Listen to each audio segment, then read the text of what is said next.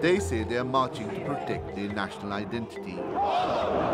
Thousands turned out on Poland's National Day. We have our own country, and we want to govern our country as we please. Western Europe is not going to govern here and decide for us. We want to remain Polish and not European. But it wasn't just Euroscepticism on display. Many demonstrators chanted anti-refugee and anti-Islamic slogans and called for what they said was a clean Poland, a white Poland. It's an agenda that members of the country's ruling right-wing Law and Justice Party also seem to have taken up. Opowiadamy się za wspólnotą, w której chrześcijańskie tradycje nie są przedmiotem ideologicznej cenzury. Chrześcijanie w Europie nie mogą odczuwać dyskomfortu, wstydzić się swojej wiary i tradycji. The Prime Minister made the remarks at an EU meeting where she emphasized her party's opposition to Muslim immigrants. Human rights groups say her government has been able to implement such policies due to its crippling of the courts. They have identified 7 key areas. I think the most important ones, all of them are equally important, but primarily we're talking about interference with the independence of the judiciary.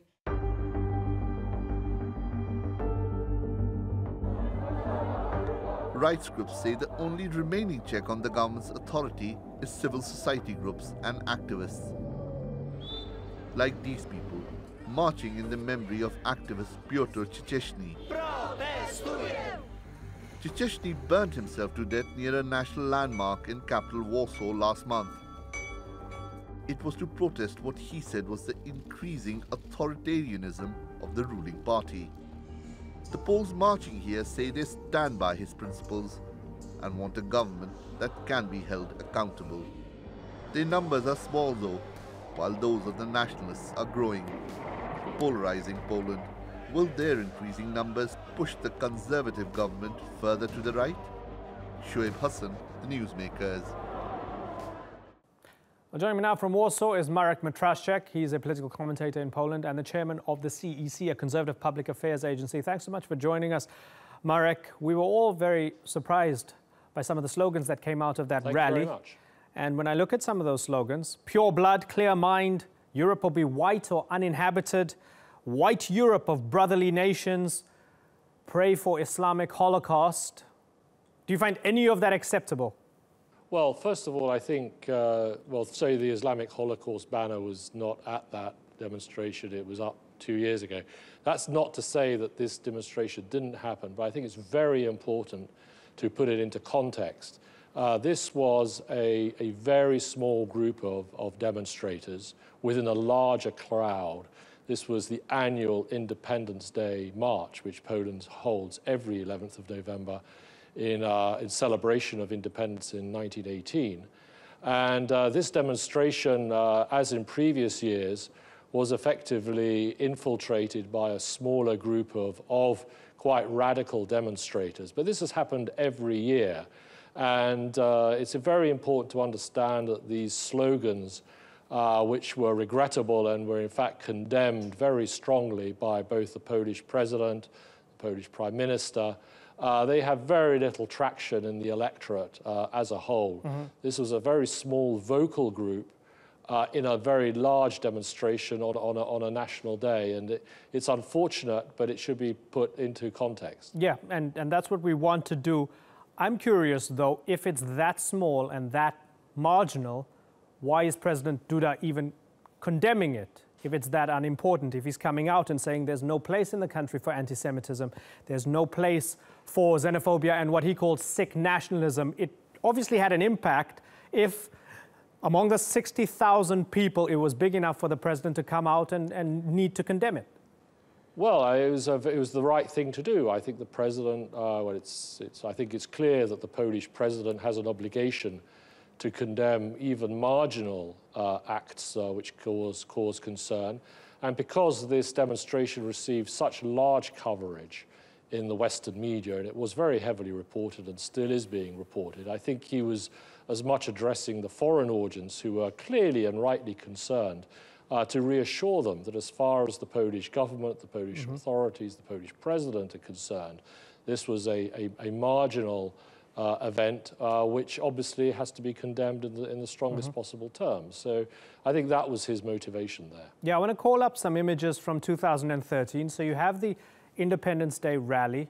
Yes, it's filled with nationalism. A lot of people proud of their country, proud of their independence. A lot of symbols that are clearly right-wing, but nothing tipping over into kind of the neo-Nazi category, right? So it's clear it's a celebration and a lot of people on the right there.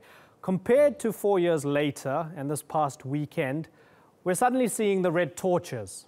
We're seeing these symbols that tend to evoke a lot of fear amongst other people. It reminds me a lot of, I guess, the burning crosses in the United States from the KKK.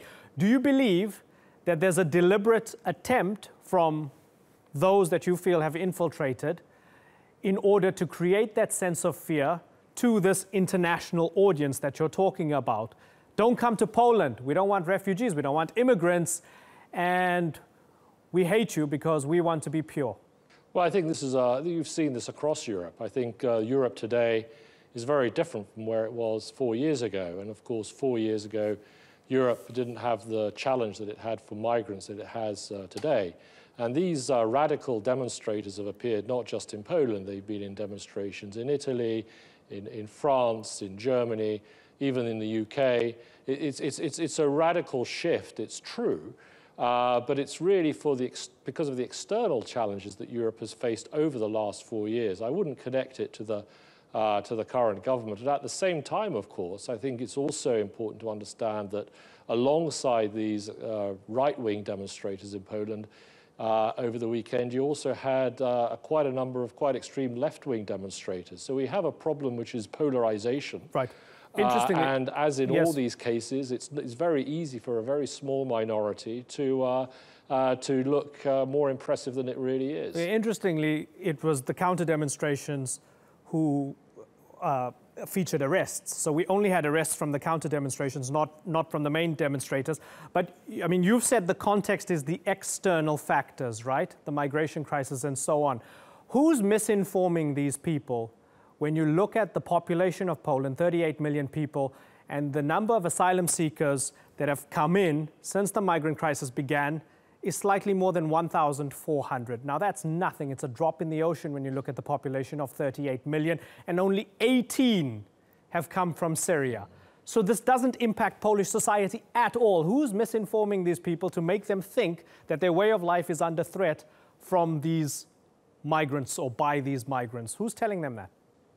Well, it's not for me to defend what I agree are very extreme slogans, and I think you should invite a member of these groups to explain their motivation. But I think what you're seeing in Poland is also a fear, perhaps, that there are moves by the European Union, as we know, to encourage the transfer of migrants into other member states. And frankly, there is a popular sentiment in Poland that this is undesirable. And that's a very broad sentiment, which is reflected in the general opinion polls. I don't think that's a secret. But that's very different from some of the very unpleasant, nasty, and aggressive slogans that were on display.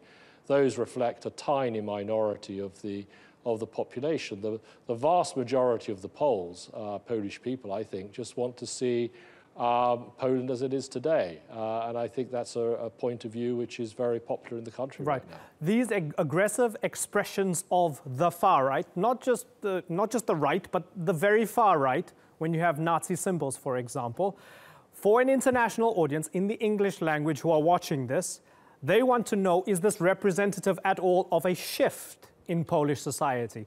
Is Polish society going in that direction?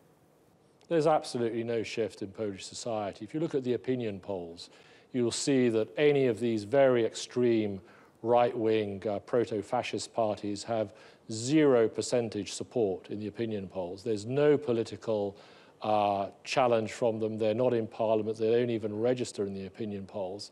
This is a very, very vocal minority. And I think for people in the West to say that Poland, of all countries, which suffered horribly under the Second World War, under Nazism, to think that there is any sense of any revival of fascist ideology in Poland is is frankly ridiculous. And I think you only have to look at the efforts that are being made on a cross-party basis in Poland, the government and the opposition, to maintain excellent relations with Israel, to commemorate the Holocaust, to play their role in underlining Poland's suffering in the Second World War.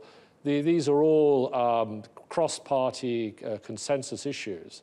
And there's no political traction behind these extremists, no more traction than you would have behind, say, the English Defence League in the United Kingdom, some of the more extreme right-wing parties in Germany or Italy, getting very little traction. In fact, there's less political traction for these sort of right-wing movements in Poland than there are in other EU countries, such as Italy or Germany, where you do have parties in mainstream politics very closely aligned to these groups. That's not the case in Poland. Marek Matraszek, I thank you very much for joining us on the Newsmakers.